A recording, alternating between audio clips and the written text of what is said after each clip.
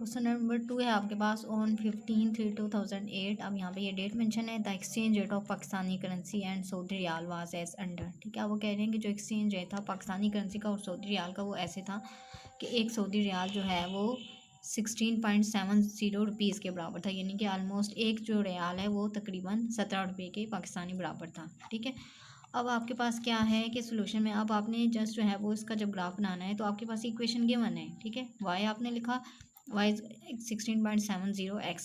ठीक है, अब यहाँ पे उन्होंने ये नहीं दी कंडीशन कि आप इसको एक्स एक्सिस पे लें या वाई एक्सिस पे लें। ठीक है, मैंने ले लिया y is equal to 16.70x ले लिया मैंने यहाँ पे। ठीक है, अब x की वैल्यू आप 0 1 2 3 इस तरह से डालते जाएं और आपके पास ये y की वैल्यूज़ आ गई। ठीक है, तो बहुत सिंपल है कि आपने x की वैल्यू जब यहाँ पे डाली ना 1 तो 16.70 को 1 से मल्टीप्लाई किया तो ये आ गया।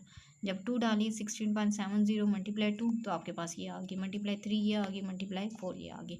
अब सिंपल इसमें ये कन्वीनियंट ग्राफ तो नहीं है कि जो आपने कोई रीड भी करना होगा या वो करना होगा। जस्ट आप जो है वो एक्स एक्सिस पे वैल्यू लें 0 1 2 3 4 और वाई एक्सिस पे आप ये वैल्यूज़ लें यही वाली वैल्यूज़ लेके आप इनको बेशक जो है वो लोकेट कर लें। अगर आप इतनी आसानी के लिए लेना चाहते हैं बेशक आप 15 का स्केल ले लें, 15 30 और इस तरह से लेके आप कर लें, या बेशक यही वाली वैल्यूज़ लेके आप ड्रा कर लें बस।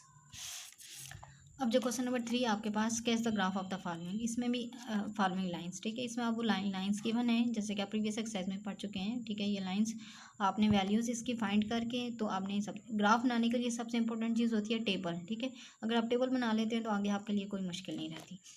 अब यहाँ पे आपने क्या करना है, सबसे पहले 2y है 2 और x को आप इक्वल के दूसरी तरफ ले गए 0 के साथ, तो +2 -2 हो जाएगा और -x आपके पास क्या हो गया +x हो गया। ठीक है, 2y अब यहाँ पे मैंने अरेंज कर दिया x -2 लिख लिया। अब y के साथ 2 एक्स्ट्रा था, मैंने 2 दोनों तरफ डिवाइड कर दिया तो y is equal to x -2/2 आ गया। अब इसमें आप x की वैल्यूज़ डालते जाएं और आपके पास y की वैल्यूज़ आती जाएंगी। ठीक है, जैसे फर्स्ट वैल्यू थी -2, मैंने x की जगह पे क्या लिखा -2 -4 को 2 से डिवाइड किया तो आपके पास -2 आ गया। -1 जब -1 डाली x की जगह पे तो -3/2 आएगा तो -1.5। 0 डाली तो सिर्फ -2/2 होगा, वो कटिंग होगा तो आंसर आपके पास क्या आ जाएगा -1 आ जाएगा। इस तरह से आपने ये वैल्यूज़ पुट की, 1 पुट की, 2 पुट की। ठीक है, तो ये आपके पास वैल्यूज़ बन गया। x की ये वैल्यूज़ आई जो हम पुट करते गए हैं और जो आंसर आता गया वो आपके पास क्या है, वो y की वैल्यूज़ हैं। इसका ग्राफ में मैं आपको बता देती हूँ, बहुत सिंपल सा ग्राफ। ठीक है, आपके पास क्या हुआ है कि मैंने 1 बिग स्क्वायर के बाद, यानी कि 1 बिग स्क्वायर में 10 स्मॉल स्क्वायर्स होते हैं, 1 बिग स्क्वायर के बाद मैंने 1 2 3 और इधर से नेगेटिव वैल्यूज़ x बार, इधर पॉजिटिव वैल्यूज़ 1 2 और इधर नेगेटिव वैल्यूज़ -1 और 2 लिख ली। ठीक है, उसके बाद हम टेबल में से वैल्यूज़ लेके जो है वो इसमें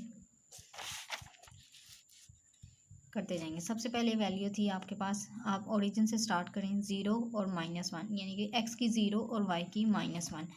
जब आप ग्राफ लेते हैं तो यह आपके जहन में होगा कि एक्स एक्सिस पे y की वैल्यू हमेशा 0 होती है और y एक्सिस पे हमेशा x की वैल्यू जो है वो 0 होती है। ठीक है, अब x की वैल्यू 0 थी और y की वैल्यू मेरे पास -1 थी जो मेरे पास टेबल में मैंने बनाया था, तो y एक्सिस पे x की वैल्यू 0 होगी तो इसकी वैल्यू 0 तो y की -1 थी तो ये 0 और -1 यहाँ पे आ गया। ठीक है, नेक्स्ट वैल्यू है मेरे पास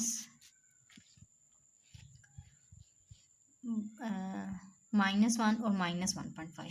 ठीक है, x की -1 और y की अब है आपके पास 1.5, यानी कि अब यहाँ पे मैंने 10 स्मॉल स्क्वायर के बाद जो है वो क्या लिखा था, 1 यूनिट लिखा था ना, यानी कि 1 यूनिट कितने का हो गया, 10 का हो गया कि 0.1 0.2 0.3 0.4 0.5 0.6 7 8 9 और फिर जब 10 यूनिट कंप्लीट होंगे तो आपके पास क्या नेक्स्ट डिजिट बनेगा 2, तो एक जो यूनिट है वो आपके पास कितना हो गया 0.1 का। ठीक है, तो फिर जब 0.5 ड्रॉ करना था तो मैंने 5 स्मॉल स्क्वायर के बाद यहाँ पे ये आ जाएगा 1 पॉइंट, अब ये 1.5 था ना तो 1.1 1.2 1.3 4 और यहाँ पे आ गया 1.5। ठीक है, -1 और 1.5 ये मैंने पॉइंट लिख लिया, -1 और 1.5।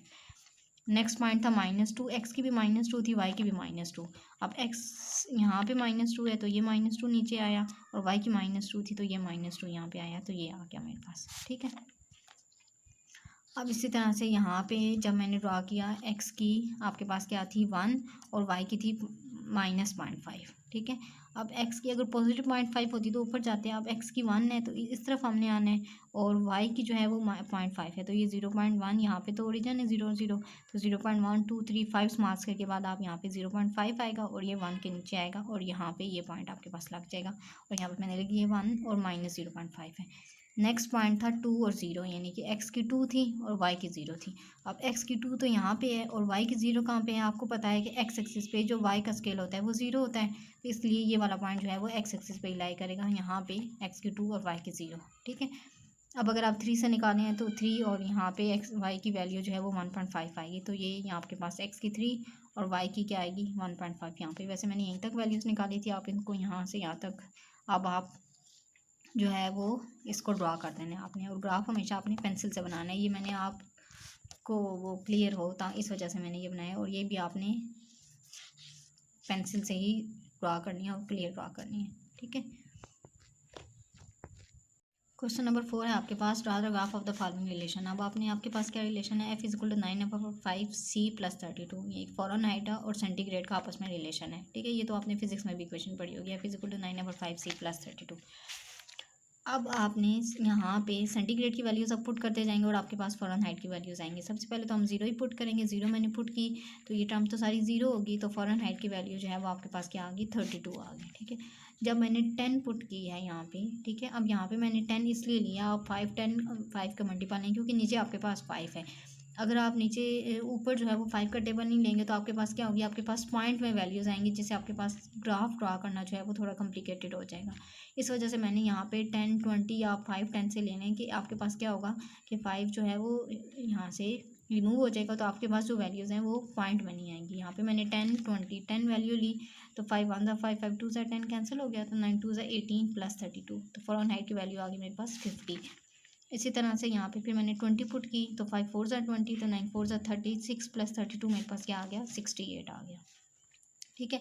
अब ये जो वैल्यूज़ आई थी कि जब सेंटीग्रेड 0 आया था तो फ़ारेनहाइट मेरे पास आया था 32, तो सी की मैंने सेंटीग्रेड 0 तो फ़ारेनहाइट आया मेरे पास 32। यहाँ पे सेंटीग्रेड 10 लिया था तो फ़ारेनहाइट आया था 50, तो सेंटीग्रेड 10 लिया तो फ़ारेनहाइट 50, सेंटीग्रेड मैंने 20 लिया तो फ़ारेनहाइट आया 68। इसी तरह से ये 30 और 86 और ये 40 और 104, ये इस तरह से जब सेंटीग्रेड 30 लेंगे तो 86 आएगा और 40 लेंगे तो आपके पास 104 आएगा आपके पास, ठीक है।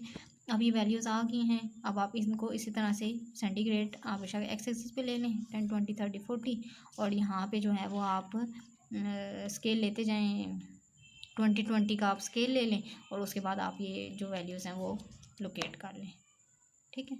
तो ये इतने ही काम करना है। अगर आपको कुछ समझना है तो फिर आपने वो पूछ लेना है। Thank you.